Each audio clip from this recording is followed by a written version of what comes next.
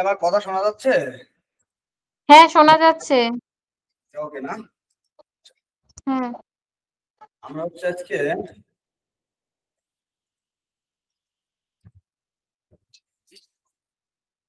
আজকে বাংলা ব্যাকরণ পড়বো, বাংলা ভাষার ইতিহাস, এই বিষয়গুলো একটু দেখবো। এখন তোমার মূল কাজ হচ্ছে আমরা পড়ার আগে আমরা কিছু ছবি দেখবো। ছবি দেখে দেন হচ্ছে আমরা পড়তে পারি।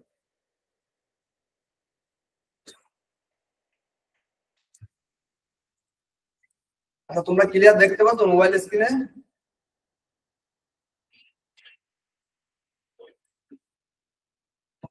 তোমরা কি মোবাইল স্ক্রিনে ক্লিয়ার দেখতে পাচ্ছ? হ্যাঁ, দেখতে পাচ্ছি। আচ্ছা, তাহলে দেখো এই ছবিটা দেখো। কিন্তু ওর ভিতরের লেখাগুলো স্পষ্ট বোঝা যায় না। তাই এইটার লেখা তোমার স্পষ্ট বোঝার দরকার নাই, ঠিক আছে? আমরা জাস্ট ছবিগুলো দেখবো। হ্যাঁ, ছবিগুলো দেখলে আমাদের জন্য অনেক ক্লিয়ার হয়ে যাবে। এটা হচ্ছে তোমার একটা ভাষা বংশ। এই যে দেখো এখানে ক্যাপশন লেখা আছে ইন্দো ইউরোপীয় ভাষাগোষ্ঠীর শাখা। এটা হচ্ছে ইন্দো ইউরোপীয় ভাষাগোষ্ঠীর একটা শাখা। ইন্দো ইউরোপীয় যে ভাষাগোষ্ঠী বা যে ভাষা পরিবার, যে ভাষা বংশ, এখান থেকে কি কি ভাষার জন্ম হয়েছে দেখো। এই যে আমাদের বাংলা ভাষা, হিন্দি ভাষা, Spanish, Portuguese, Italian, German, English, এই ভাষাগুলোর জন্ম হয়েছে। এই বিষয়টা জাস্ট একটু দেখানোর জন্য, এটা খুব গুরুত্বপূর্ণ কিছু। আর এই ছবিটা হচ্ছে সংস্কৃত ভাষার একটা ছবি। সংস্কৃত ভাষার যে লেখাটা, সেইটা ছবি। আমরা এটা কেন দেখাচ্ছি, এটা আমরা পড়ার মাঝখানে আমরা এটা বুঝতে পারবো। আর এটা হচ্ছে তোমার, আমরা জানি কিন্তু বাংলা যে যে চর্যাপদ, বাংলা ভাষার যে প্রাচীন নিদর্শন, এটি হচ্ছে সেই চর্যাপদের ছবি। তুমি দেখো, এটা হচ্ছে সেই চর্যাপদের ছবি। এটা হচ্ছে মূল বিষয়। আর আমরা কিন্তু ওই যে বাংলা লিপি আছে, বাংলা লিপি তোমার যে ব্রাহ্মী লিপি, কুঠির লিপি পরিবর্তিত হয়ে বাংলা লিপি আমরা পড়ার মধ্যে পাবো।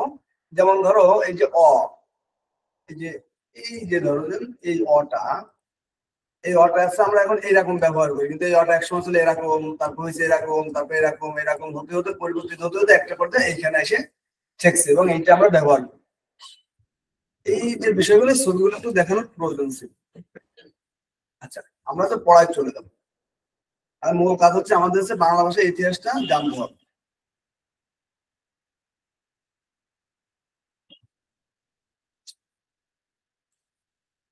আমরা আমাদের এখানে হচ্ছে কি যে পাশাপাশি দুইটা ভূখণ্ডের মানুষজন যখন মোটামুটি কাছাকাছি ভাষায় কথা বলে, তখন সেটাকে একটা ভাষা বংশ বা ভাষা পরিবার বলা হয়, বা ভাষা গোষ্ঠীও বলা হয়। তো তেমন একটি ভাষা গোষ্ঠী হচ্ছে এই যে ইন্দো ইউরোপীয়। এই যে ইন্দো ইউরোপীয়, বা এটাকে কিন্তু ভাষা বংশ বা ভাষা পরিবার বলা হয়। এখন এই যে ইন্দো ইউরোপীয় থেকে পৃথিবীতে অনেক ভাষার সৃষ্টি হয়েছে। আমাদের স্পেসিফিক আমাদের মূল কাজ হচ্ছে যে আমরা বাংলা ভাষাটা কিভাবে সৃষ্টি হয়েছে সেই বিষয়টা একটু আমরা দেখতে হবে, আমাদের জানতে হবে, আমাদের বুঝতে হবে, আমাদের মনে রাখতে হবে, কারণ এখান থেকে পরীক্ষায় প্রশ্ন হয়। এখন এই যে ইন্দো ইউরোপীয় যে ভাষা বংশটা, এটা দুইটা শাখা আছে। এই যে একটা হচ্ছে শতম, আর একটা হচ্ছে কেন্তম। এটা কি, এই দুইটা কিন্তু কোনো ভাষা না, এটা আছে শাখা। এখন দেখা যাচ্ছে কি ইন্দো বলা হয় কিন্তু তৎকালীন, আজ থেকে প্রায় 5000 বছর আগের ঘটনা। তৎকালীন ভারতীয় যে উপমহাদেশটা, এটাকে বলা হতো কিন্তু ইন্দো, এবং ইউরোপের যারা তাদেরকে বলা হতো ইউরোপীয়। দুইটা মিলে হচ্ছে ইন্দো ইউরোপীয়। ভারতীয় উপমহাদেশের লোকজনকে হচ্ছে বলা হয় শতম, এবং ইউরোপীয় লোকজনকে বলা হয় কেন্তু। ভারতীয় লোকজন হচ্ছে শতম শাখায় কথা বলতো, আর কেন্তুম শাখায় কথা বলতো ইউরোপিয়ান। ইউরোপিয়ান যারা ছিল তারা। আমাদের এই যে কেন্তুম শাখা আমাদের দরকার নেই, আমাদের কাজ হচ্ছে শতম নিয়ে। শতমে আমরা দেখবো এখানে কি কি আছে। এই শতম শাখাতে অনেক ধরনের ভাষা ছিল, অনেকে অনেক ভাবে কথা বলতো। কিভাবে কথা বলতো? আলবেনিয়ারা একভাবে কথা বলতো, মিশরীয়রা কথা বলতো, আরবিয়ারা কথা বলতো, ইরানীয়রা কথা বলতো, অনেকে অনেক ভাবে কথা বলতো। এছাড়া আরো ছিল আর্মেনিয়া, অমুক তমুক, অনেক যে অনেক দেশের ইয়ে ছিল।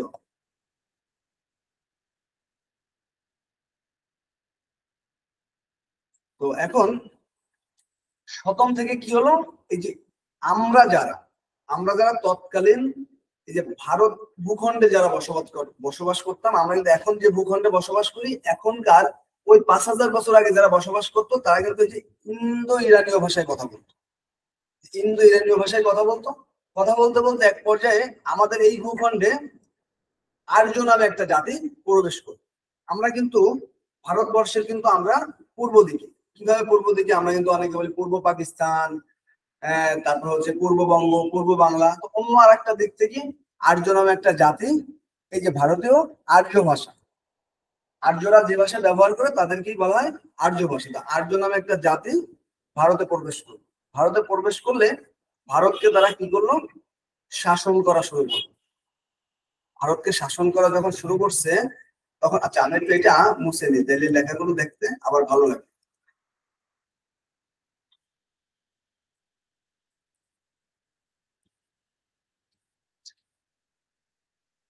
ভারতীয় আর্যরা যখন প্রবেশ করলো তখন তারা ভারতে কি করলো, তারা ভারতকে শাসন করা শুরু করলো।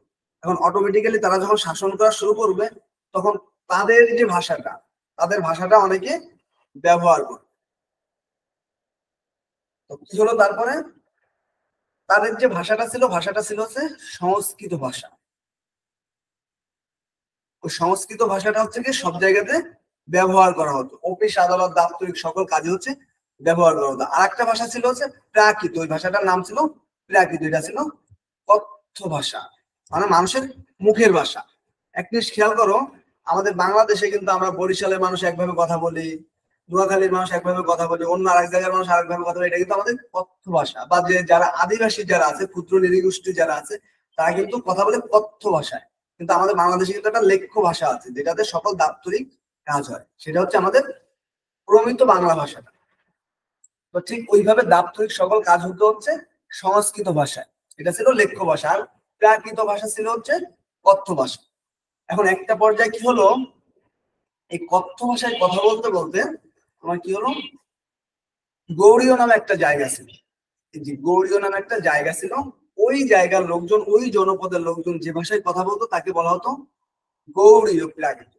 তারা হচ্ছে প্রাকৃত ভাষা থেকে কনভার্ট হয়ে তারা গৌড়ীয় ভাবে কথা বলতো গৌড়ীয় অঞ্চলে, এই জন্য তাদেরকে বলা হতো গৌড়ীয় প্রাকৃত।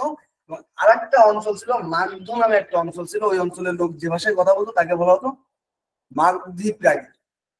এবং এই যে দুইটা মত, যে গৌড়ীয় প্রাকৃত এবং মাগধী প্রাকৃত, এই দুইটা মত, একটি মত হচ্ছে ডক্টর মোহাম্মদ শহীদুল্লাহ 7ম শতকে তিনি দিয়েছে, আর একটি হচ্ছে ডক্টর সমিতি কুমার চট্টোপাধ্যায় দিয়েছে 10ম শতক।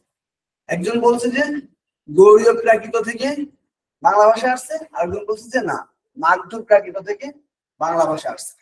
তারা হচ্ছে ভাষা নিয়ে চর্চা করে। এখন এই বাংলা ভাষায় বা বাংলা সাহিত্যে বা বাংলা ভাষার যে ব্যাকরণ, এখানে দুইটাকেই দুইভাবে মূল্যায়ন করা হয়। কিন্তু আমরা বেশিরভাগ বাংলা সাহিত্যে বা বাংলা ব্যাকরণে বেশিরভাগ হচ্ছে ডক্টর মোহাম্মদ শহীদুল্লাহর যে কথা সেটাকে বেশি প্রায়োরিটি দেওয়া হয়।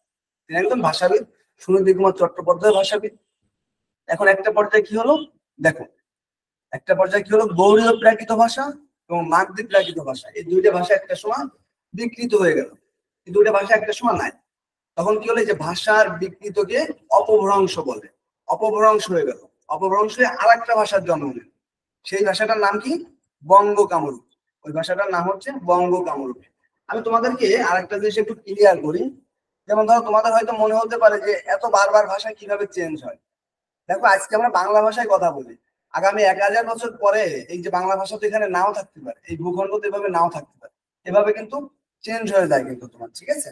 এই জিনিসটা তো ধরো তোমার আজকে থেকে না, 5000 বছর আগে থেকে এরকম তোমার চেঞ্জ হইতে হইতে আজকে আমরা বাংলা ভাষায় এসে দাঁড়িয়ে গেছি।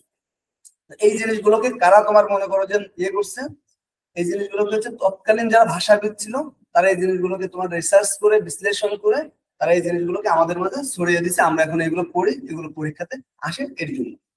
এই অপভ্রংশ গৌড়ীয় প্রকৃতি এবং মাগধী প্রকৃতি ভাষাটা একটা সময় বিকৃত হয়ে যায় এবং এটার নাম হচ্ছে অপভ্রংশ। যে কোনো ভাষার বিকৃতি হলে সেটাকে অপভ্রংশ বলে এবং সেখান থেকে আরেকটা ভাষার জন্ম নেয়, সেটা হচ্ছে বঙ্গ কামরূপ। পরবর্তীতে বঙ্গ কামরূপী থেকে 3টে ভাষার জন্ম হয়। একটা হচ্ছে আমরা কথা বলি বাংলা ভাষায়, আর হচ্ছে অসমীয় ভাষা যারা আসামের যারা কথা বলে, আর উড়িয়া ভাষা যারা উড়িষ্যার যারা কথা বলে। এবং এই এই যে বঙ্গ কামরূপীকে সাধারণত মা হিসেবে ধরা হয়। এবং তার সন্তান হিসেবে তিনটে ভাষাকে ধরা হয়। অনেক সময় কিন্তু প্রশ্ন আসে যে বাংলা ভাষার সহোদর কি, তখন কিন্তু অসমীয়া থাকে, উড়িয়া থাকে, হ্যাঁ মানে সরি অসমীয়া থাকে আরো তিনটা থাকে, বা উড়িয়া থাকে আরো তিনটা থাকে, তখন তোমার এভাবে উত্তর দিতে হবে। এটা হচ্ছে মূল ভাষার যে কনসেপ্টটা। তাহলে একটা খেয়াল করো, আমাদের এখানে আমরা একটা আপুর ছবি এঁকেছি। এই আপুটা ধরো তোমার বিদেশে থাকে, আমরা যদি একটু মনে রাখার চেষ্টা করি, বিদেশে থাকে, ওর দেশের সাথে ওইভাবে খুব বেশি একটা পরিচয় নাই। ওর বাবা মা ওইখানে থাকে, ও ওইখানে বড় হয়েছে, ওইখানে জন্মগ্রহণ করছে, ওইখানে সিটিজেন। একটা পর্যায়ে আমাদের বাংলাদেশে আসে। এখন বাংলাদেশে এসে মনে হচ্ছে এই বাংলা তো, এই যে প্রকৃতি, এই প্রকৃতি ওর অরিজিনাল মা। ওর মার জায়গা কি হলো মাগো। মার থেকে মা মাগো কথাটা শুনতে অনেক বেশি ভালো শোনায়। এই মাই তার যে প্রকৃত যে বঙ্গ, এই বঙ্গই তার প্রকৃত মা। আর এই বঙ্গের যে বাংলা ভাষা, এই বাংলা ভাষা তার প্রকৃত মা। এখানে ই দ্বারা আমরা কি বুঝিয়েছি, ই দ্বারা বুঝিয়েছি কিন্তু আমরা ইন্দো ইউরোপীয়। পালি বর্ষ দ্বারা আমরা কি বুঝিয়েছি, শতক। আর এই ভাবে আমরা কি বুঝিয়েছি, ভারতীয় আর্য। তার আগে একটা ইন্দো ইরানীয়, এটা আমাদের মনে রাখতে হবে। তারপরে প্রাকৃত, প্রাকৃত থেকে আমাদের কি আসছে, মাগধী প্রাকৃত এবং গৌড়ীয় প্রাকৃত। তারপর আসছে কি বঙ্গ কামরূপী, তারপর আসছে বাংলা ভাষা। এখন দেখো, এখন হচ্ছে কিছু ভাষা পরিবারের নাম আমাদের মনে রাখতে হবে। আমাদের বাংলা ভাষা কোন ভাষা পরিবারের নাম, কেউ একটু বলতে পারবা? আমরা যে বাংলা ভাষায় কথা বলি, এই বাংলা ভাষা কোন ভাষা পরিবারের নাম?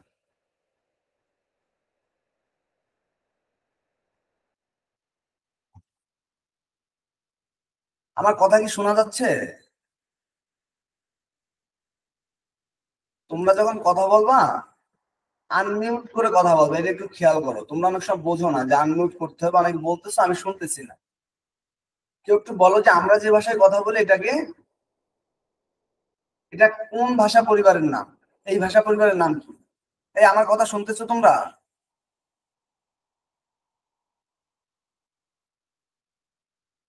আচ্ছা, যত কেউ কথা বলে না। হ্যাঁ শুনতেছি। আচ্ছা তাহলে বলো, আমরা যে ভাষায় কথা বলি, আমাদের যে বাংলা ভাষা, এই যে বাংলা ভাষাটা কোন ভাষা পরিবার থেকে আসছে? পারো না? আচ্ছা, পারতই না। দেখো, কিছু ভাষা পরিবারের নাম আমরা এখানে দিয়ে দিচ্ছি, এগুলো তোমাদের পরীক্ষাতে আসতে পারে। চীনা, তিব্বতীয়, আফ্রিকীয়, সেমীয়, হেমীয়, দ্রাবিড়, অস্ট্রো এশীয়। এগুলো প্রত্যেকটা ইন্দো ইউরোপীয় যেমন একটা ভাষা বংশ বা ভাষা পরিবার, এই প্রত্যেকটাই কিন্তু একটা একটা ভাষা পরিবার। এই ভাষা পরিবার থেকেও বহু বছর আগে থেকে ভাষা কনভার্ট হইতে হইতে হইতে হইতে এখন একটা ভাষা তৈরি হয়েছে। এটা আমাদের মনে রাখতে হবে। এখন তুমি আমাদেরকে একটু জানাও যে এই যে কোনটি নিচের কোনটি ভাষা পরিবারের নাম নয়, এটা একটু আমাকে বলো। বলো, এটা কি বলতে পারবা? নিচের কোনটি ভাষা পরিবারের নাম নয়? এই যে নাহিদা আছে, নাহিদা তুমি কি শুনতেছো? নাহিদা? হ্যাঁ শুনি। গ আচ্ছা নাম্বার হবে। এটা বলো, এইটার নিচের কোনটি ভাষা পরিবারের নাম নয়, বলো। ডাবরিও। বুঝিনি, আবার গ একটু বলো। গ গ দ্রাবিড় কেন হবে? দ্রাবিড় তো একটা ভাষা পরিবার, দ্রাবিড় একটা ভাষা পরিবার না। দাদা বলো। এটা ইন্দো ইরানীয় হবে। ইন্দো ইরানীয় হবে। দেখো একটা খেয়াল করো, তোমাদের মাত্র পড়ালাম আমাদের বাংলা ভাষা আসছে কোন ভাষা পরিবার থেকে, ইন্দো ইউরোপীয়। এরকম অনেকগুলো ভাষা পরিবার আছে, এই যে চীনা, তিব্বতীয়, আফ্রিকীয়, সেমীয়, হেমীয়, দ্রাবিড়, অস্ট্রীয়, এশীয়। তাহলে তোমার এখানে ইন্দো ইউরোপীয় একটা ভাষা পরিবার, আফ্রিকীয় একটা ভাষা পরিবার, দ্রাবিড় একটি ভাষা পরিবার। ইন্দো ইরানীয় হচ্ছে তোমার যে আমরা যে শতম শাখার পরে যে আমরা কথা বলতাম, যে ভাষা থেকে বাংলা ভাষা আসছে তার একটা অংশ। আচ্ছা এইটা বলো তো, কেউ বাংলা ভাষার সাথে অসমীয়ার সম্পর্ক কি? বল, আমরা একটু আগে পড়ছি। বাংলা ভাষার সাথে অসমীয়ার সম্পর্ক কি বলো, কেউ একজন বলো, পারবা বলতে? পারবা না বলতে?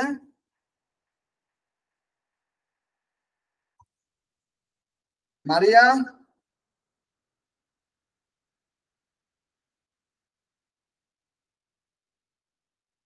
হ্যাঁ দাদা। হ্যাঁ বলো। এই যে বাংলার সাথে, বাংলা ভাষার সাথে অসমীয়ার সম্পর্ক কি? অসমীয়া ভাষার সম্পর্ক কি? এই দুইটাই তো হচ্ছে ইন্দো আর্য ভাষা পরিবারের অন্তর্গত।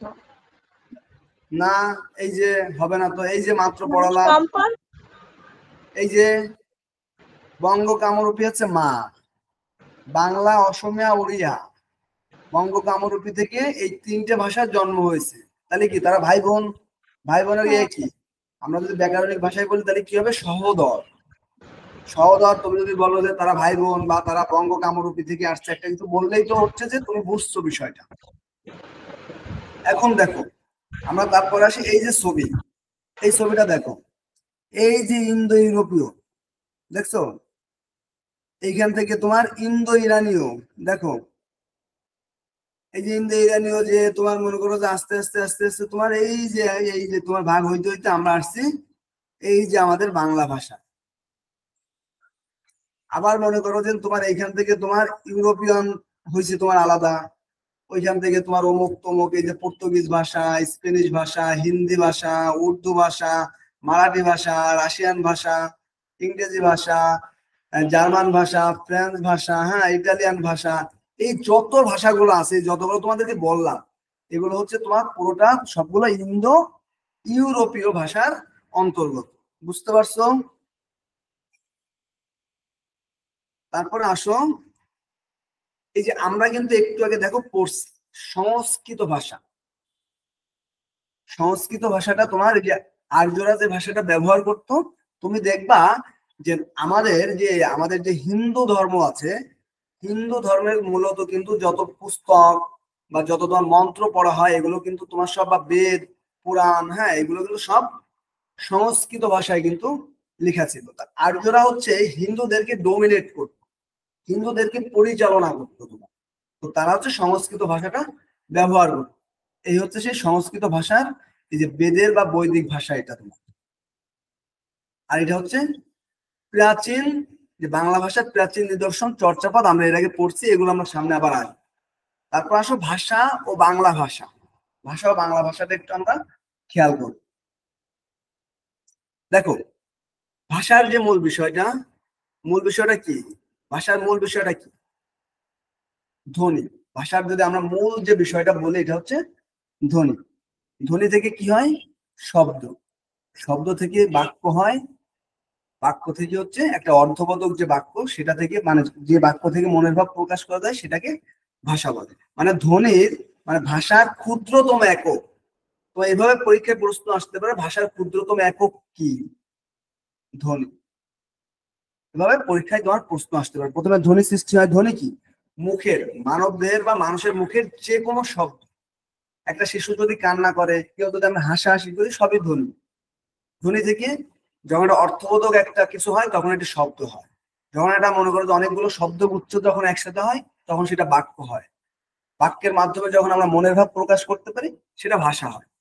আর ধ্বনিটা তৈরি হয় কোথা থেকে? আমাদের যে গলনালী আছে, মুখবিবর, কণ্ঠ, জিহ্বা, তালু, দাঁত, নাক প্রভৃতি অঙ্গ প্রত্যঙ্গ, অর্থাৎ বাক যন্ত্র থেকে আমাদের ধ্বনি তৈরি হয়। শব্দ তৈরি হয় কি? এক না একাধিক ধ্বনি দ্বারা। বাক্য তৈরি হয় কিভাবে? অর্থপূর্ণ শব্দের গুচ্ছ দ্বারা, যেটা বললাম। ভাষা তৈরি হয় মনের ভাব প্রকাশক বাক্যের সমষ্টি দ্বারা। এবং ভাষা হচ্ছে মুখে বলার ও কানে শোনার বিষয়। আরেকটা গুরুত্বপূর্ণ সব থেকে তোমাদের জন্য, এটা হচ্ছে দৃষ্টি প্রতিবন্ধীদের ভাষার নাম হচ্ছে ব্রেইল ভাষা। ব্রেইল ভাষাটা কি? দেখো, এই ছবিটা একটু খেয়াল করো। এই ছবিটা ওরা কিন্তু চোখে দেখে না, ওরা কিন্তু তোমার এখানে খোদাই করা, কিন্তু ওরা কিন্তু এইটা কিন্তু তোমার হাত দিয়ে ধরে ধরে কিন্তু ওরা বোঝে এইটা এই এই শব্দ। জিনিসটা বুঝতে পারছো? বাংলাদেশে সরি, পৃথিবীর প্রধান ভাষাগুলোর অবস্থান। তোমাকে যদি এখন জিজ্ঞেস করা হয় পৃথিবীতে সব থেকে বেশি মানুষ কোন ভাষায় কথা বলে, বলো তো।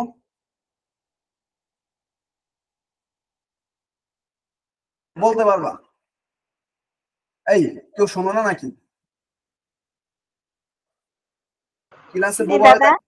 হ্যাঁ, পৃথিবীর সবথেকে বেশি মানুষ কোন ভাষায় কথা বলে, বলতে পারবা? কেউ বলতে পারবা? আরে বোকার দল, তোমরা কি এই স্লাইড গুলো কি দেখো না? এই যে মান্দারিন চীনা ভাষায় কথা বলে। পৃথিবীর প্রধান ভাষাগুলোর অবস্থান, 1 নম্বরে আছে মান্দারিন ভাষা, এটা হচ্ছে চীনের। তারপরে হচ্ছে তোমার ইংরেজি, তারপর হিন্দি, তারপর স্প্যানিশ, তারপর আরবি, তারপর হচ্ছে বাংলা। বাংলা ভাষার অবস্থান কত সারা পৃথিবীতে কথা বলার দিক থেকে 6ষ্ঠতম। বুঝতে পারছো? ক্লিয়ার? তারপর আসো বাংলা ভাষাতে।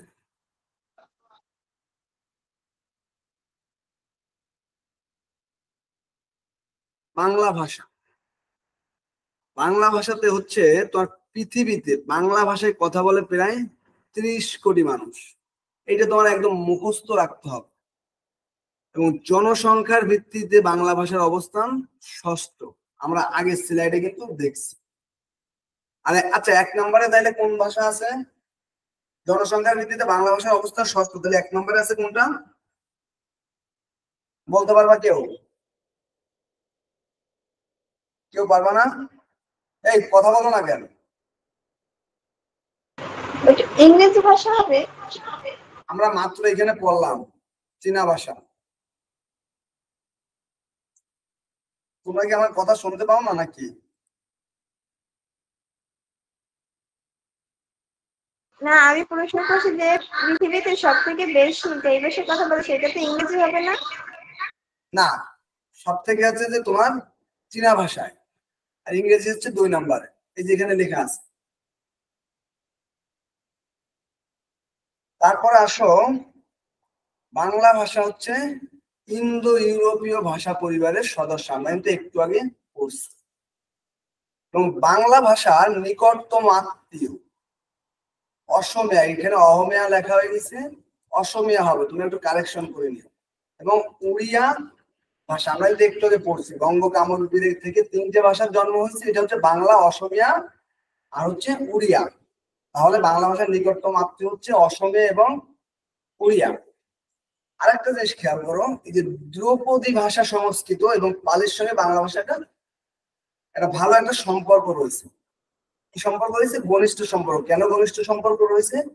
এই যে ধ্রুপদী বাংলা ভাষা সংস্কৃত এবং পালির যে তোমার যে লিপি, তাদের যে তোমার যে ভাষার যে লিপিগুলা অনেকটা কাছাকাছি, ভাষাগত দিক থেকে, ভাষার গঠনগত দিক থেকে একটা ঘনিষ্ঠ সম্পর্ক রয়েছে। যে বিবর্তনে বাংলা ভাষা তৈরি হয়েছে, কি হয়েছে আমরা কিন্তু একটু পড়েছি, ইন্দো ইউরোপীয়, ইন্দো ইরানীয়, তারপর ভারতীয় আর্য, তারপর প্রাকৃত, প্রাকৃত থেকে তোমার বাংলা।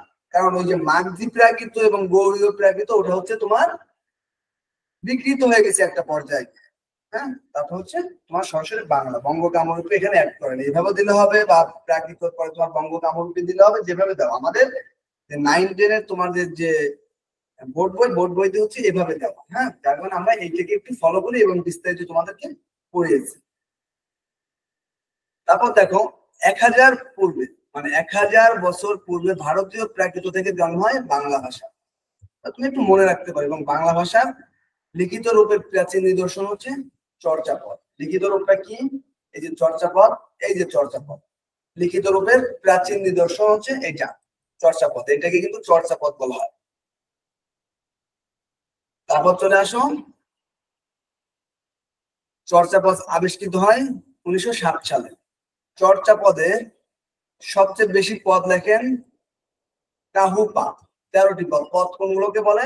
এই যে পদ, এটা একটা পদ, একটা পদ, একটা পদ, একটা পদ, এরকম অনেক পদ আছে। আমরা যখন চর্যাপদ পড়বো, এটা হচ্ছে আমরা লাস্টে পড়বো। বাংলা সাহিত্য একটা লেকচার আছে তোমাদের, ওইখানে আমরা বিস্তারিত জানবো। আরেকটা যদি দেখো, চর্যাপদের প্রকৃত নাম, আমরা চর্যাপদ বলি, কিন্তু এটা চর্যাপদের প্রকৃত নাম হচ্ছে চর্চা, চর্চ, বিনিশ্চয়। এই বানানটা তোমার মনে রাখতে হবে, ভর্তি পরীক্ষাতে কিন্তু তোমার এখান থেকে প্রশ্ন আসতে পারে যে চর্যাপদের প্রকৃত নাম কি। তোমার যদি একটা রেপ কার্ড যদি তোমার চেঞ্জ করে দেয়, তুমি কিন্তু ধরতে পারবে না। চর্চা, চর্চ, বিনিশ্চয়, এটা একটু তোমাদের বারবার এটাকে রিভিশন দিতে হবে। তারপর দেখো, এই সুনীতি কুমার এটা লাগবে না আমাদের। বাংলা ভাষা রয়েছে কালগত, স্থানগত, স্বাতন্ত্র এবং তোমার আঞ্চলিক ভাষাকে উপভাষা বলা হয়। এবং পশ্চিমবঙ্গ ত্রিপুরার অন্যতম দাপ্তরিক ভাষা হচ্ছে বাংলা।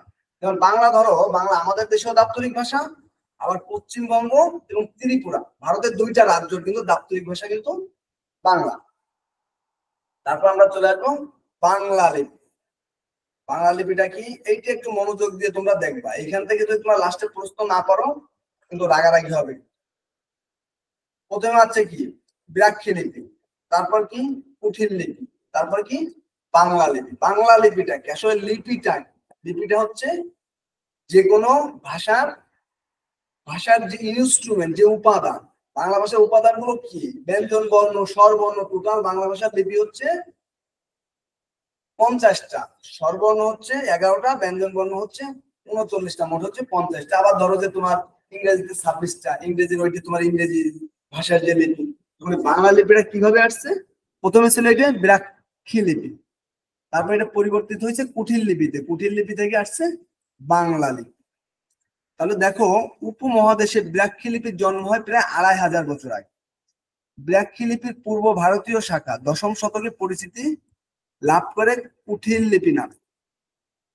মানে 2500 বছর আগে ব্রাহ্মী লিপির জন্ম হয় এবং তোমার 10ম শতকে এটি হচ্ছে কুঠির লিপি নামে, কুঠির লিপি নাম লাভ করে, যে পরিচিতি পায় কুঠির লিপি নামে। এবং ব্রাহ্মী লিপি বেশি পরিচিতি লাভ করে সম্রাট অশোক এর পাথর খচিত বাণী থেকে। এটা ধরো গুরুত্বপূর্ণ কিছু না, জাস্ট একটা স্টোরি, তাই তোমাদের জানিয়ে রাখলাম। ব্রাহ্মী লিপিটা তোমার পরিচিতি পায় তৎকালীন যে সম্রাট ছিল, সম্রাট অশোক, যারা ওই উপমহাদেশ শাসন করতো, তাদের পাথর খচিত একটা বাণী ছিল, ওইটা থেকে ব্রাহ্মী লিপিটা পরিচিতি পায়। তারপর কুঠির লিপিতে আসে 10ম শতকে, কুঠির লিপি থেকে পরবর্তীতে বাংলা লিপিতে চলে আসে। বাংলা লিপি হচ্ছে কুঠির লিপির পরিবর্তিত রূপ। বাংলা ভাষার নিজস্ব লিপির নাম বাংলা লিপি। বাংলা লিপিতে মূল বর্ণের সংখ্যা 39টি। এখন বলো তোমরা কেউ আমাকে, বাংলা লিপিতে বর্ণের সংখ্যা কত আর বাংলা লিপিতে বর্ণমালার সংখ্যা কত? এখানে কে কে আছো আমাদের সাথে যুক্ত? নাহিদা, নাহিদা তুমি একটু বলো তো, তুমি কথা বলতেছো না। নাহিদা শুনতে পাচ্ছ? নাহিদা? হ্যাঁ শুনি। হ্যাঁ, আচ্ছা। এই যে বাংলা লিপি যে তোমাকে পড়ানো হলো, এটা কি তুমি ক্লিয়ার হইছো? কনসেপ্টটা ক্লিয়ার হইছো? হ্যাঁ হইছি। আচ্ছা, কোনো প্রশ্ন আছে? তুমি আচ্ছা, একটু আবারও দেখো। হ্যাঁ বলো। ওই যে প্রশ্ন দুইটা একটু দেখতে আবার যে শিশু করলেন হ্যাঁ, বর্ণের, এখানে বাংলা লিপিতে বর্ণের সংখ্যা আর বাংলা লিপিতে মূল বর্ণমালার সংখ্যা, এই দুইটা একটু প্রশ্ন দুইটা বুঝাই দেন। এই প্রশ্ন দুইটা একটু বুঝাই দিলে ভালোই তো। এই প্রশ্ন দুইটা তো কি বুঝাবো? এই প্রশ্ন দুইটা তো তোমাকে বুঝাবো না, কোনো সমস্যা নেই, কিন্তু এই প্রশ্ন তো তোমাদের কাছে আমি করছি। এই যে এবার তোমার পালা, আমি তো এতক্ষণ পড়ালাম। বাংলা এখন লিপিতে মূল বর্ণের সংখ্যা তো 50টি। 50টি। আচ্ছা, খুবই ধন্যবাদ তোমাকে, তুমি পারছো এটা, ঠিক, তুমি এটাতে পাস করছো। তাহলে বলো, বাংলা লিপিতে মূল বর্ণমালার সংখ্যা কয়টা? বর্ণমালা, বর্ণমালার সংখ্যা কত? বর্ণমালা 39টি। হ্যাঁ, 39টি। 39টি না, হয়নি। আচ্ছা, এইখানে একটা বিষয় আছে, বর্ণ এবং বর্ণমালা, এই দুইটা জিনিস আমাদের একটু বুঝতে হবে। আপু দেখো, একটু খেয়াল করো, বর্ণ এবং বর্ণমালা। দেখো এইখানে দেখো, এই দেখতেছো হ্যাঁ, এখানে কয়টি ফুল আছে? 5টি। 5টি ফুল আছে। এখানে কয়টি ফুলের মালা আছে? 1টি। এটা ধরো মালা, হ্যাঁ, আমি তো আর মনে করে আঁকতে পারি না, এটা ধরো মালা। তাহলে এখানে মালা আছে কয়টি? একটি। একটি কেন একটি? একটি মালাতে কয়টা ফুল আছে? 5টি। 5টি। তাহলে যখন একত্রে বলা হয়, যখন মালা বলা হয়, মালা মানে কি? সবগুলোই মালার ভিতরে থাকে, তাই না? বুঝতে পারছো হ্যাঁ। মালার পার্থক্যটা? পারছো? এবার ক্লিয়ার তুমি? হ্যাঁ, ক্লিয়ার। তাহলে এখন বর্ণমালা কয়টি বাংলা লিপিতে? 50টি। হ্যাঁ, বর্ণমালা 50টি তো একত্রে না, বর্ণ আর বর্ণমালা। তাহলে বর্ণ কয়টি? বর্ণ তো 50টি, তাহলে বুঝি নাই। বোঝো নাই? আচ্ছা, আবার বুঝতে হবে। হ্যাঁ, এখানে ফুল কয়টি? 5টি। তো 5টি যদি ফুল হয়, 5টি ফুল দিয়ে আমি একটা মালা গাচ্ছি, তাহলে তুমি এখানে কি এটা কি একটি মালা কেন বলতেছো? এটা বলো। কারণ 5টি ফুলের সমন্বয়ে ওইটা একটাই তো করা হয়েছে। হ্যাঁ, 5টি ফুলের সমন্বয়। তাইলে এইখানে যদি আমরা বলি যে আমাদের বাংলা লিপিতে বর্ণের সংখ্যা হচ্ছে 50টি 50টি, তাহলে 50টি বর্ণের বর্ণ। সমন্বয় একটি বর্ণমালা। হ্যাঁ। ঠিক আছে? হ্যাঁ, এইবার বুঝছি। এবার ক্লিয়ার কনসেপ্ট? হ্যাঁ। আচ্ছা, এবার বুঝতে হবে। এইটা পরীক্ষা আসে, তোমার সরাসরি তোমার পরীক্ষা আসবে বাংলাতে বা বাংলা লিপিতে বা বাংলা বর্ণমালার বর্ণ কয়টি, বা বাংলা ভাষায় বর্ণমালা কয়টি। জিনিসটা বুঝছো? এখন বাংলা হ্যাঁ। বর্ণমালা এবং বর্ণ সংখ্যা ক্লিয়ার? হ্যাঁ, আচ্ছা, ক্লিয়ার। তোমাদের বুঝাইতে পারছি? খুব সুন্দর। আচ্ছা, এখন আমরা আসবো বাংলা ব্যাকরণে। দেখো, আমরা পড়া মোটামুটি শেষ পর্যায়ে চলে আসছি। এখন দেখো, এই যে বাংলা ব্যাকরণ, নাহিদা বা যারা আছো আমার সাথে, একটু মনোযোগ সহকারে দেখো। হ্যাঁ, কারো কোনো প্রশ্ন থাকলে কিন্তু সরাসরি কথা বলে উঠবা, প্রশ্ন করবা। দেখো, বাংলা ব্যাকরণ এইটা তোমার একটু মনোযোগ দিয়ে পড়তে হবে ভাই। 1 মার্ক তোমার এখান থেকে থাকবে, এবং আমি শিওর 1 মার্ক যদি তোমার থাকে পরীক্ষা আসলে তুমি পারবা না। কেন পারবা না এটা তোমাদেরকে আমি দেখিয়ে দিচ্ছি। আচ্ছা, সোজা কথা, বাংলা সব মানে সরি ব্যাকরণ শব্দের অর্থ বিশেষভাবে বিশ্লেষণ। ওকে, আমরা সবাই জানি। ব্যাকরণে আলোচনা করা হয় ভাষার স্বরূপ প্রকৃতি। ওকে ভাই। ব্যাকরণের কাজ, ধ্বনি, বাক্য বিশ্লেষণ করে ভাষার বৈশিষ্ট্য খুঁজে বের করো। ওকে ভাই। যে বিদ্যাশাখায় বাংলা ভাষার স্বরূপ ও প্রকৃতি বর্ণনা করা হয় তাকে বাংলা ব্যাকরণ বলে। ওকে, ঠিক আছে। এখানে আমাদের কোনো কাজ নাই, আমাদের মূল কাজ হচ্ছে এইখানে। এখন থেকে আমাদের মূল কাজ। দেখো,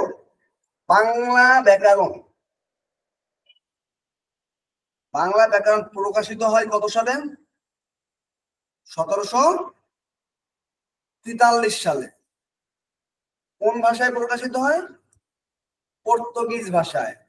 বি কেয়ারফুল, খুব সাবধানতার সহিত কথাগুলো শুনতে হবে।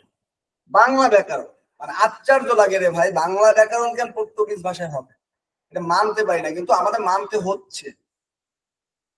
বাংলা ব্যাকরণ যদি পর্তুগিজ ভাষায় হয় তাহলে আমরা কিভাবে বুঝি? কিন্তু সেটা হয়েছে। তাহলে আমাদের বাংলা ব্যাকরণ প্রথম প্রকাশিত হয়েছে 1743 সালে। কোথায় প্রকাশিত হয়েছে? কোন ভাষায়? পর্তুগিজ ভাষায়। কে লিখেছে, রচনা করছে কে? পর্তুগিজ পাদ্রী। মানে ধরো, পাদ্রী কাকে বলে? পর্তুগিজদের মধ্যে যারা তোমার মনে করো উচ্চ পর্যায়ে, হ্যাঁ, তাদেরকে পাদ্রী বলে। ওদের ভাষা এটা।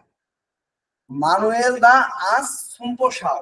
মানুয়েলও হতে পারে, মানুয়েলও হতে পারে। মানুয়েল দা আস এই যে আস সুম্পো সাও, এভাবে তোমরা মনে রাখবা। মানুয়েল দা আস সুম্পো সাও। 5-7 বার একটু সবাই পড়ো, এটাকে একটু 5-7 বার পড়ো, তাহলে তোমার মনে এটা ক্লিয়ার হয়ে যাবে। এবং এই যে প্রথম যে বাংলা ব্যাকরণটা রচনা করা হয় বা প্রকাশ করা হয় 1743 সালে, এটার নাম কি? ভোকাবুলারিও। ইএম, ইডিমা, বাঙ্গালা, পর্তুগিজ। এটা হচ্ছে পর্তুগিজ ভাষা। কিন্তু আমরা ইংরেজিতে পড়লাম, কিন্তু এটা কিন্তু পর্তুগিজ ভাষায় কিন্তু এই নামটা দেওয়া। ভোকাবুলারিও, ইএম, ইডিমা, বাঙ্গালা, পর্তুগিজেস। ক্লিয়ার?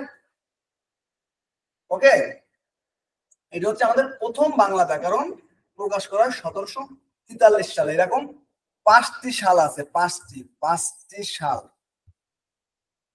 সাল আছে। আমাদের এরকম 5টি সাল আছে বাংলা ব্যাকরণের, 5টি সাল আমাদের ক্রমান্বয়ে মনে রাখতে হবে। তারপরে আমরা আসি 1778 সাল। দেখো 1778 সালে প্রকাশিত হয় ইংরেজি ভাষায় রচিত পূর্ণাঙ্গ বাংলা ব্যাকরণ। একটা জিনিস খেয়াল করো, আমরা বাংলা ব্যাকরণ বাংলা ভাষার জন্য রচিত হবে, একবার হয় পর্তুগিজ ভাষায়, আবার তারপর হয় আবার ইংরেজি ভাষায়। তাহলে ইংরেজি ভাষায় প্রথম বাংলা ব্যাকরণ রচনা হয় 1778 সালে। এটাও কিন্তু একটা প্রশ্ন, ইংরেজি ভাষায় প্রথম বাংলা ব্যাকরণ রচনা করা। আর এমন হতে পারে যে ইংরেজি ভাষায় প্রথম বাংলা ব্যাকরণের নাম কি? ব্যাকরণটার নাম হচ্ছে a grammar of the Bengal language. এটি লেখককে, উনি ছিলেন একজন ইংরেজ গবেষক, ন্যাথানিয়েল ব্রাসি হ্যালহেড। ওনার সংক্ষিপ্ত নাম হচ্ছে এনবি হ্যালহেড। তোমার পরীক্ষাতে প্রশ্ন আসতে পারে যে 1778 সালে, বা সরি, যে সর্বপ্রথম ইংরেজি ভাষায় কি বাংলা ব্যাকরণ রচনা করে। তখন তোমার মনে রাখতে হবে ন্যাথানিয়েল ব্রাসি হ্যালহেড বা এনবি হ্যালহেড।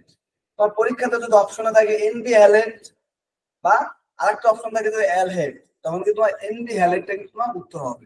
তোমার টোটাল কনসেপ্টটা ক্লিয়ার থাকতে হবে। একটা খেয়াল করবা যে পরীক্ষাতে যখন অপশন গুলো দেয়, অপশন গুলো কিন্তু হয় কি ভাই, যমজ ভাই বোনের মতো। আমাদের খুব কষ্ট হয় খুঁজে পাইতে যে আসলে কোনটা হবে, এত কাছাকাছি এত সিমিলার টাইপের অ্যান্সার চলে আসে। তাহলে আমরা এটা দ্বিতীয় সালটা পাইলাম, দ্বিতীয় সাল। আরো 3টে সাল বাকি আছে। তারপর আসো 1801 সালে। দেখো 1801 সালে উইলিয়াম ক্যারি নামে এক ইংরেজ ব্যক্তি, তিনি আবার ইংরেজিতে বাংলা ব্যাকরণ রচনা করেন। এটার নাম দিয়ে grammar of the Bengal language. Bengali language, Bengal, এটা Bengali language, grammar of the Bengal language. দেখো এটা হচ্ছে তৃতীয়। তারপর দেখো আবার 1826 সালে, 1826 সালে, এটা হচ্ছে চতুর্থ। 1826 সালে রাজা রামমোহন রায় ইংরেজিতে লেখেন বেঙ্গলি গ্রামার ইন দি,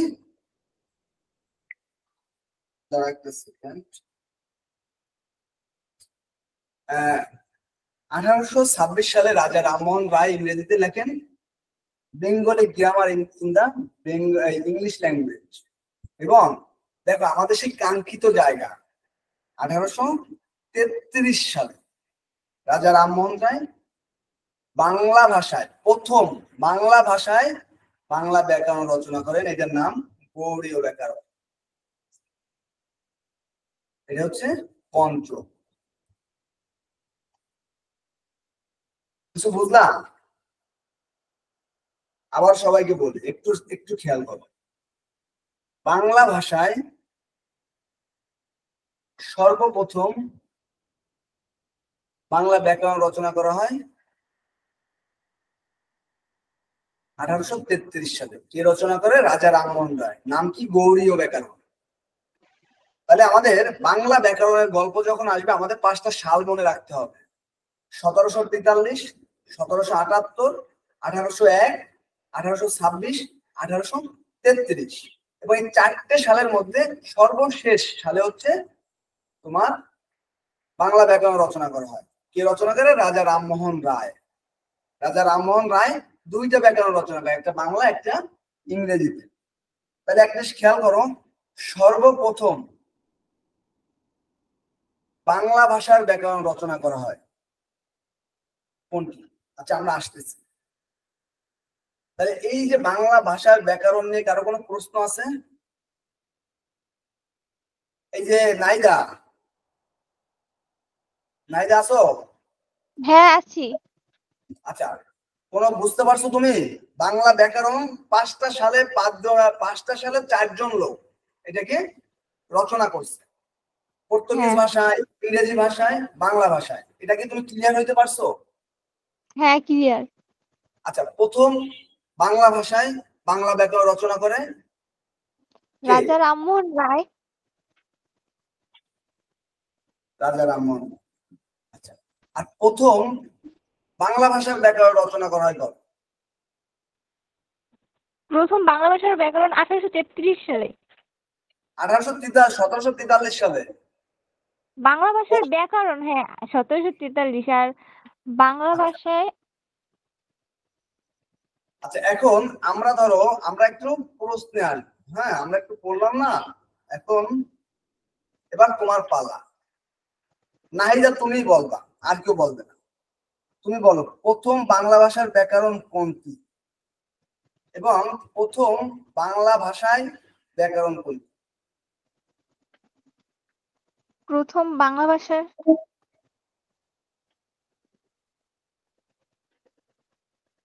তুমি কি এই দুইটা প্রশ্নের মধ্যে কোনো পার্থক্য খুঁজে পাও?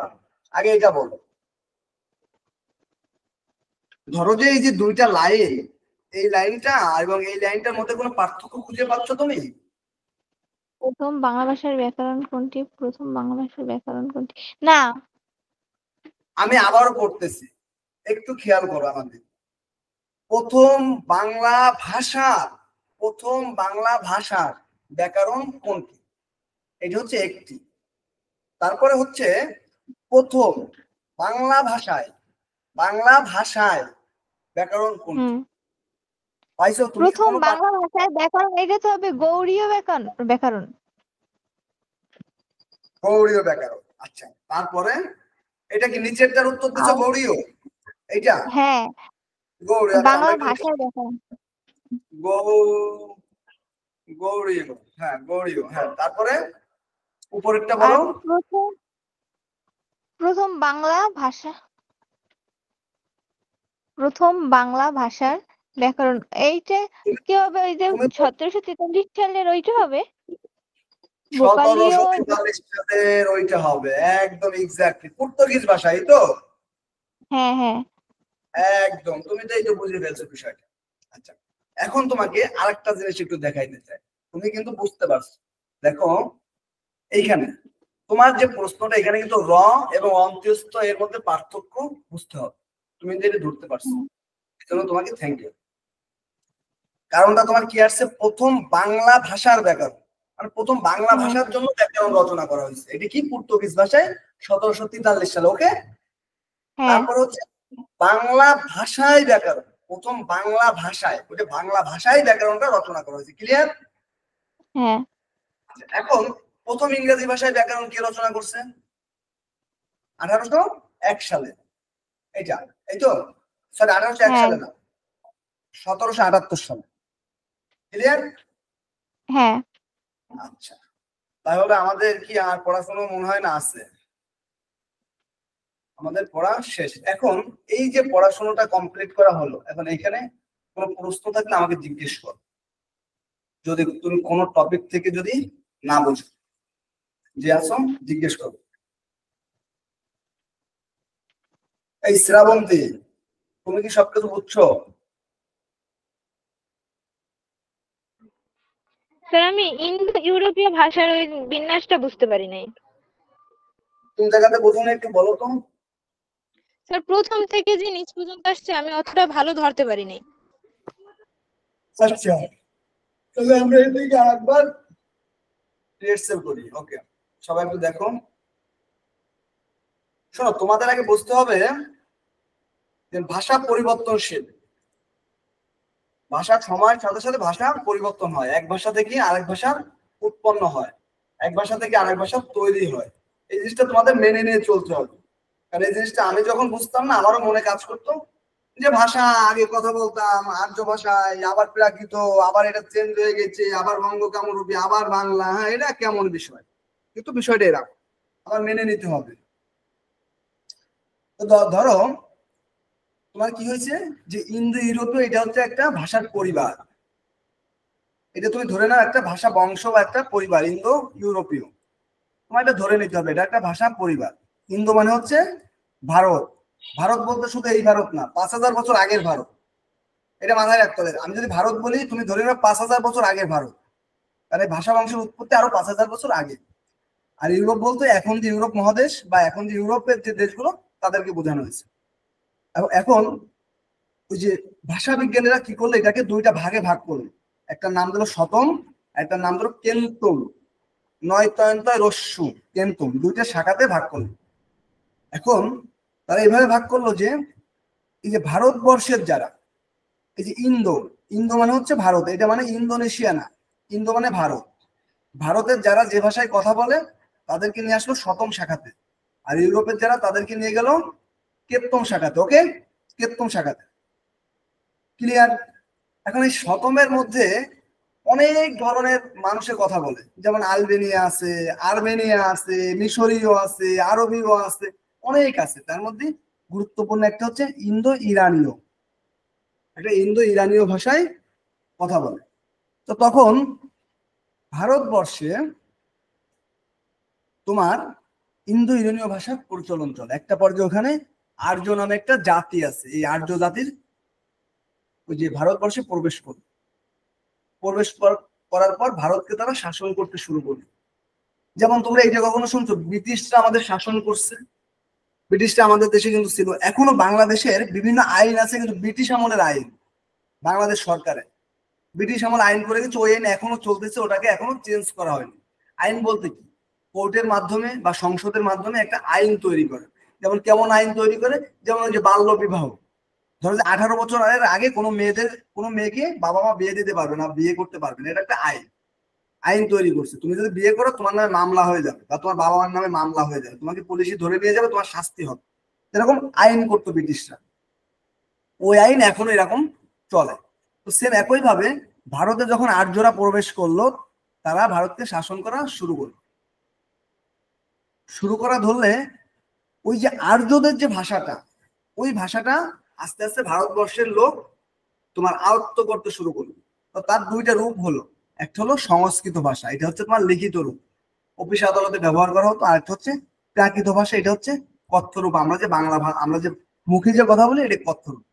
যেমন ধরো যে তোমার এই পাহাড়িরা বা তোমার উপজাতি বা তোমার আদিবাসী যারা, তারা কিন্তু একটা তাদের কথ্য রূপ, একটা লিখিত রূপ। তারা বাংলা ভাষা আছে তাদের লিখিত রূপ, আর তাদের ব্যক্তিগত যে ভাষা, তাদের মাতৃভাষা, এটা হচ্ছে তাদের কথ্য রূপ। তো কি হলো, এই প্রাকৃত ভাষায় কথা বলা শুরু করলো।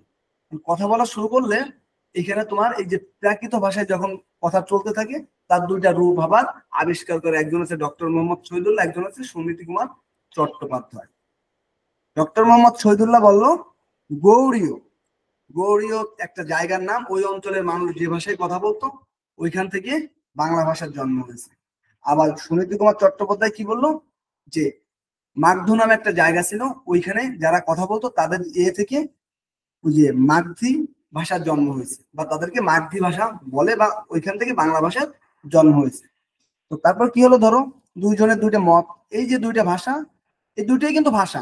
একজন একটা মত দিচ্ছে, আর একজন আর একটা মত দিচ্ছে।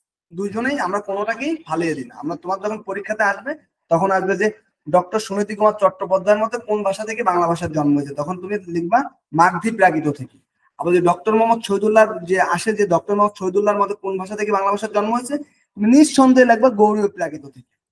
আমাদের বাংলা সাহিত্যে বা বাংলা ব্যাকরণে আমরা এগুলো পড়ি, বা আমাদের এগুলো পড়তে হয়, এগুলো পরীক্ষাতে আসে। একটা পর্যায়ে দুইটা ভাষা বিকৃত হয়ে গেল। ভাষা যখন বিকৃত হয়, ওটার নাম কি, অপভ্রংশ। ভাষা বিকৃত না হলে তো মনে করো যে আর একটা ভাষার জন্ম হবে না, বা অন্য ভাষায় আমরা যাব না। এইভাবে হয় ভাষা বিকৃত হবে, নতুবা আমরা আস্তে আস্তে যে আর্যরা আসার পরে যেভাবে আমরা আস্তে আস্তে ভাষার চেঞ্জ আসছে, ওইভাবে মনে করো যে চেঞ্জ হয়ে যাবে। তখন এই দুইটা ভাষা বিকৃত হয়ে যে ভাষাটার জন্ম নিল, সেটার নাম হচ্ছে বঙ্গ কামরূপ। তারপরে কালের বিবর্তনে আরো 1000 বছর আগে বঙ্গ কামরূপী থেকে এই তিনটে ভাষার জন্ম হয়, বাংলা, অসমিয়া, উড়িয়া। এই বঙ্গ কামরূপীকে বলা হয়েছে মা, এবং এই তিনটেকে বলা হয়েছে তার সন্তান। মানে বাংলা ভাষার খুব ঘনিষ্ঠ আত্মীয় বলা হয় অসমিয়া এবং উড়িয়া। ক্লিয়ার? দেখো, আমাদের মাথায় রাখতে হবে ভাষা পরিবর্তনশীল।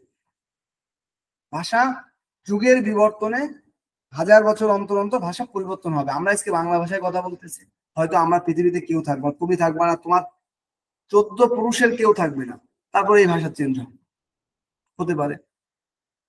বুঝতে পারছো? এখন আমাদের পরীক্ষাতে তোমাদের প্রশ্ন আসতে পারে, আমরা একটু তোমাদেরকে ক্লিয়ার করে দিই। পরীক্ষাতে প্রশ্ন আসতে পারে, বাংলা ভাষা কোন ভাষা বংশের অন্তর্গত, বা কোন ভাষা পরিবারের অন্তর্গত, বা কোন ভাষা পরিবার বা কোন ভাষা বংশ থেকে আসছে। দেখো, ভাষা বংশ, ভাষা পরিবার, ভাষা গোষ্ঠী কিন্তু একই। কোথা থেকে আসছে? ইন্দো ইউরোপীয় থেকে। কোন শাখা? শতম শাখা। সুনীতি চট্টোপাধ্যায়ের মতে কোথা থেকে? মাগধী প্রাকৃত থেকে। শহীদুল্লাহর মধ্যে গৌড়ীয় প্রাকৃত থেকে। বাংলা ভাষা কোন ভাষা থেকে আসছে? ধরো তোমার এসে আছে বঙ্গ কামরূপী, প্রাকৃত, ইন্দো ইরানীয়, এরকম আসতে পারে তোমার। আর অন্য আর একটা দিয়ে দিল, তখন তোমার আসবে ইন্দো ইরানীয়। যদি প্রাকৃত থাকে তাহলে প্রাকৃত, সোজা কথা যেটা আগে থাকবে তোমার সেইটা আসবে। ধরো বঙ্গ কামরূপী আছে, প্রাকৃত আছে, ইন্দো ইরানীয় আছে, অন্য আর একটা আছে, তোমার ইন্দো ইরানীয় হবে। ধরো ইন্দো ইরানীয় নাই, প্রাকৃত আছে, বঙ্গ কামরূপী আছে, আরো দুইটা আছে, তোমার প্রাকৃত হবে। অন্যগুলো নাই, বঙ্গ কামরূপী আছে, বঙ্গ কামরূপী হবে। মাগধী প্রাকৃত আছে, মাগধী প্রাকৃত হবে। গৌড়ীয় প্রাকৃত আছে, গৌড়ীয় প্রাকৃত হবে তোমার হবে। আর দুটোই যদি থাকে তাহলে অন্য আর একটা হবে, প্রাকৃত হবে। বুঝতে পারছো? আচ্ছা, আর কারো কোনো প্রশ্ন আছে? নাইদা? না। ক্লিয়ার? আমরা আজকে এখানে শেষ করব। ওই যে গত ক্লাসে তোমাদেরকে যেটা পড়াইছিলাম ভাষা শহীদদের নিয়ে, এটা কি পড়া হয়েছে? নাইদা? হ্যাঁ হইছে। আচ্ছা, আমরা আগামীকালকে তোমাদের সাধারণ বিজ্ঞান পড়াবো, সাধারণ বিজ্ঞান। আর ক্লাস শেষে গ্রুপে আমি তোমাদেরকে এইটার পিডিএফ দিয়ে দিব, তোমরা পড়ে নেবে। ওকে? আচ্ছা। ঠিক আছে, তাহলে আজকে আমরা এখানে শেষ করছি। সবাই ভালো থাকো, সুস্থ থাকো, আগামীকালকে আবার দেখা হবে।